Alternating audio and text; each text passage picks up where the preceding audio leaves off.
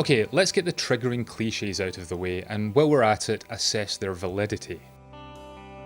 It's very common to be told that you don't have a lack of time. Everyone has the same 24 hours available to them each day. What you do with them is up to you. That may be true in the sense that someone else who appears to have it easy has the same 24 hours, and through different choices you could be where they are now. The problem is, you are where you are. And if your career path is putting demands on you that require you to be working almost every waking minute, without which the consequences could be catastrophic. Maybe it's not your job, but you have a family member to care for that requires a significant portion of your time. You feel like you never stop, and that none of that time is being used frivolously. Having someone tell you that you have the same 24 hours as the girl who developed an app in her parents' bedroom and became a millionaire by 18 is not helpful. What is true is the second part. What you choose to do with your time is up to you. Yes, if you don't hit your deadlines or are not there for your business, the fallout could be catastrophic, but that's still a choice. You're choosing to give over your time to avoid that outcome.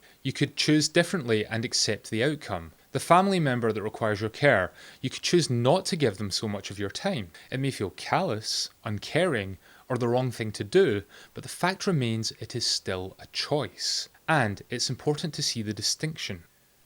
To be clear, I'm certainly not saying you should stop doing any of these things, but as you will see shortly, by understanding the distinction, it can lead to better outcomes. This is something my gran used to drill into us when I was younger. You're nothing without your health. And that is 100% true. If you became critically ill tomorrow, you wouldn't be able to work. Your company would replace you within a few weeks. Or, if it's your company, your clients will find someone else. Those you support are not getting much benefit from you if you need care yourself, but regression in your health and well-being is often slow and unnoticeable, so it doesn't have the same emotional kick as a critical deadline or the feeling of responsibility for others, meaning it's easy to put off resolving health-related issues with the promise to yourself that you'll get on that later, when there's more time. This is just how we're wired. We mostly react to what's going to happen soonest.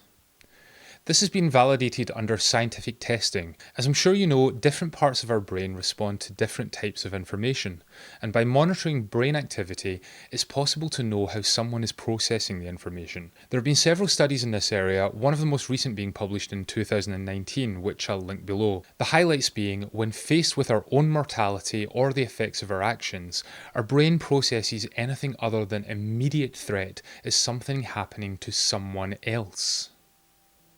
For example, someone in their 30s being told, if you don't make changes, you will be dead by the time you're 50, is still far enough removed from that outcome.